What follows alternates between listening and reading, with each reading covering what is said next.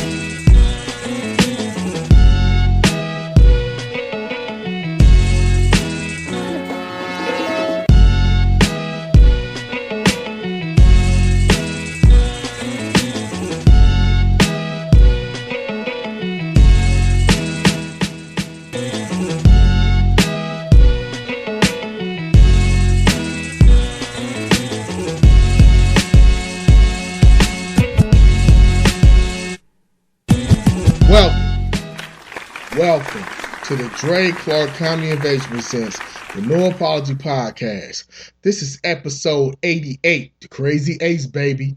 88, that Michael Irvin, without the cocaine though. That Michael Irvin. 88, man. This episode is entitled, man, No Justice. No Justice. Man, this episode, I'm going to talk about the jogger, Ahmaud Arbery, and that whole case. As y'all know, the McMichael brothers finally got arrested after 74 days of not being arrested after the incident. They got arrested because people saw the tape. They didn't get arrested. Let's not get that twisted. They didn't get arrested because it's the right thing to do. They got arrested because the outrage of the video of Ahmaud Arbery getting shot.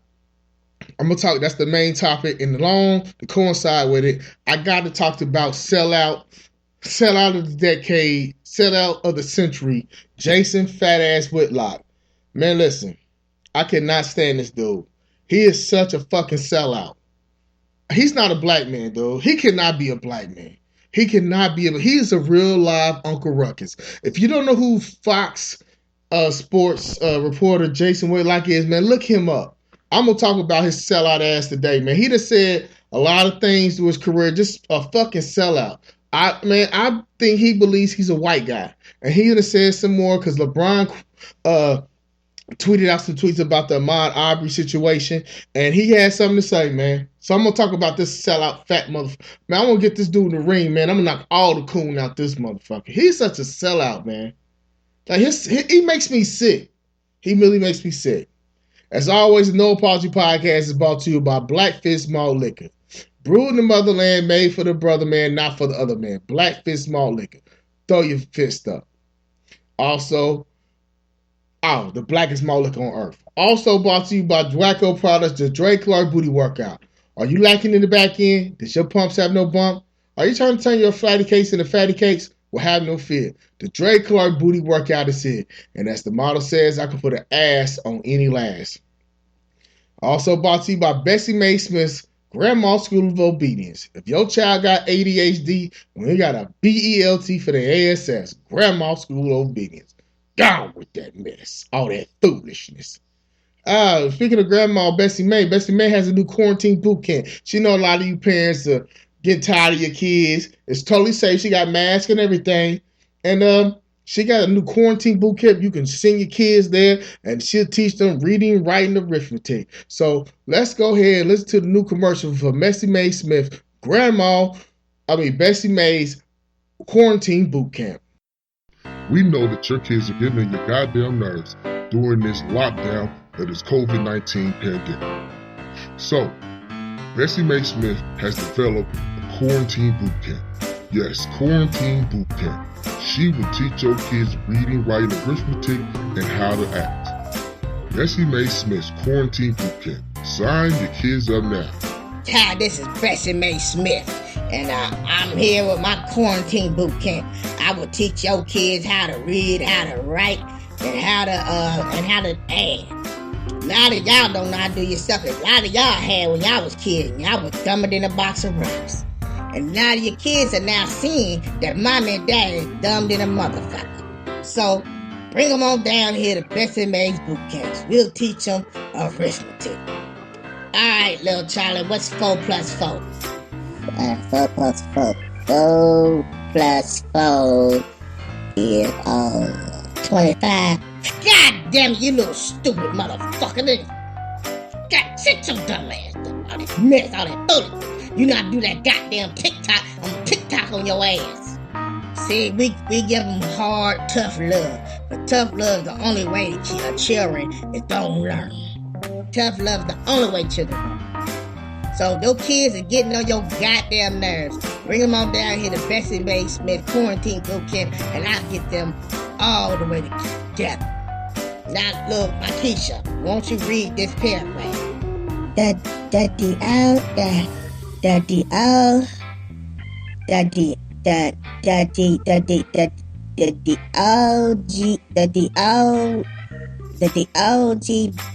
OGBR.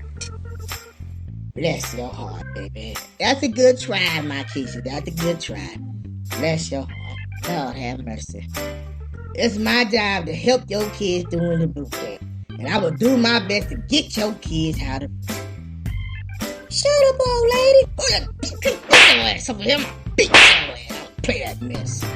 Oh, yes. And our boot camp, you will sign away because I will beat your kids' ass. Something that y'all need to be doing. So get their ass off TikTok and knock them damn Nintendo. But this is a PlayStation, Bessie Mae. God damn it, I said it's Nintendo. Damn what it is. Turn it off.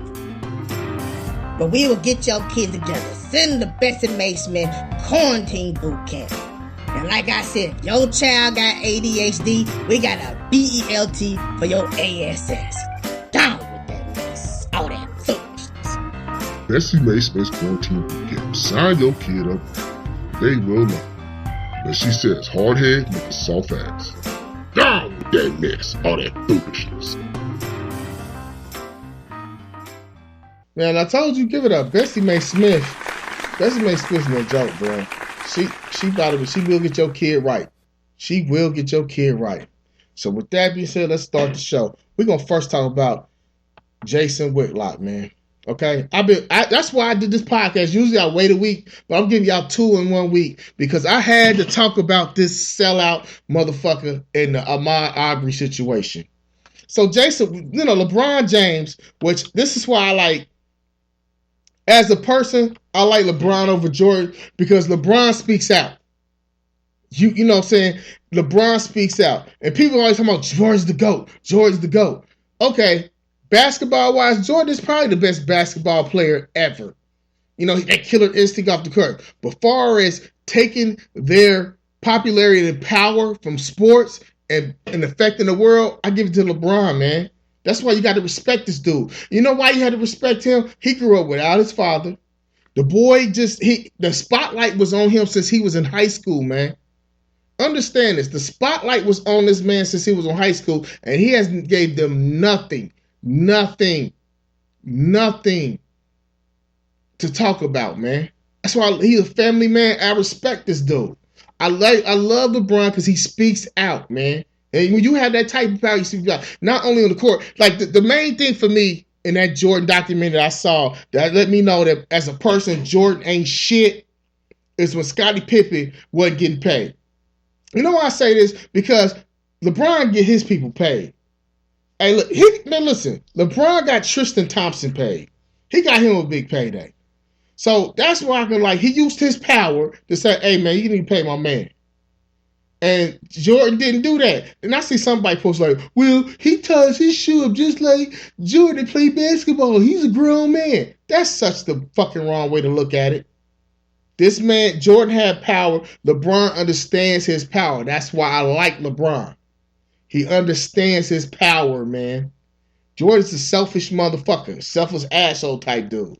You know what I'm saying? So, man, big ups to LeBron. So LeBron tweeted out about the Ahmaud Arbery situation. Arbery? I think I said it right. Situation. And Jason, sellout ass, fat Uncle Remus, Uncle Ruckus, coon, I hate myself, self-hate ass nigga said something. I'm going to read the tweets that Jason Whitlock posted out, man, okay? I'm going to pull these tweets up. Listen to this.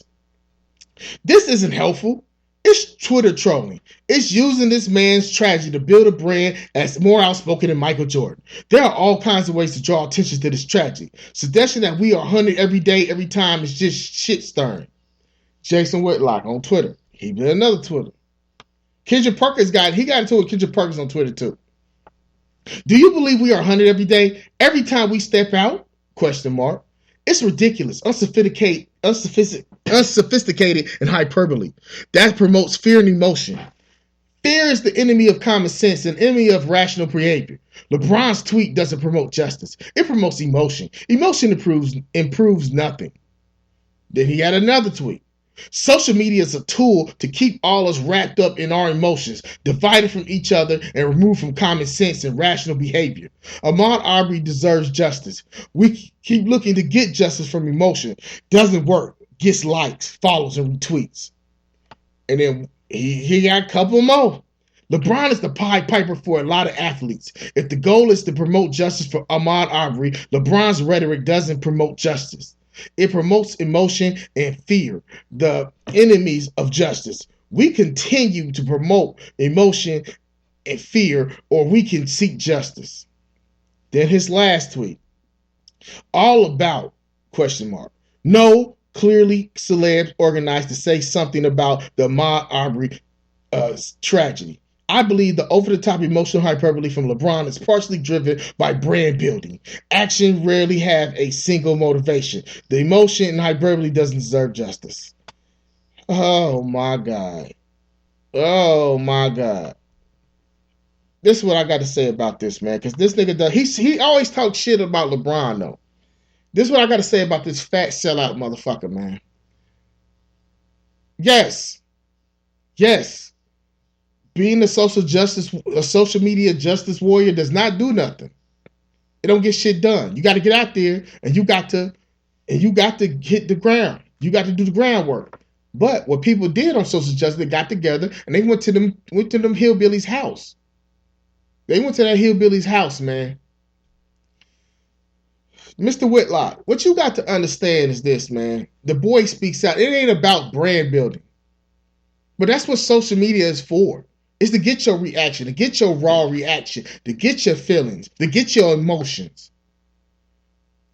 So you know what some others do? Like on, I don't know if y'all watch American Gods that come on Stars. And Orlando Jones' character, he played Anansi, African god Anansi. And he said, you know, in the famous quote, angry gets shit done. When people get upset and that emotion of anger comes, shit starts to happen. Okay? Stuff happens and shit angry gets shit done. It gets shit done. So yes, maybe LeBron tweeting that out, saying something, got people off their ass to do something about this. Okay? Man, you always kill me like you trying to be irrational. Are we hunted? Yes, we are hunted every day.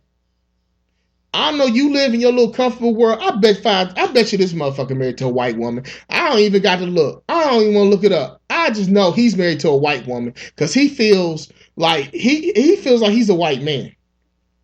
Just like I knew the Surgeon General Jerome Adams was married to a white woman. Okay?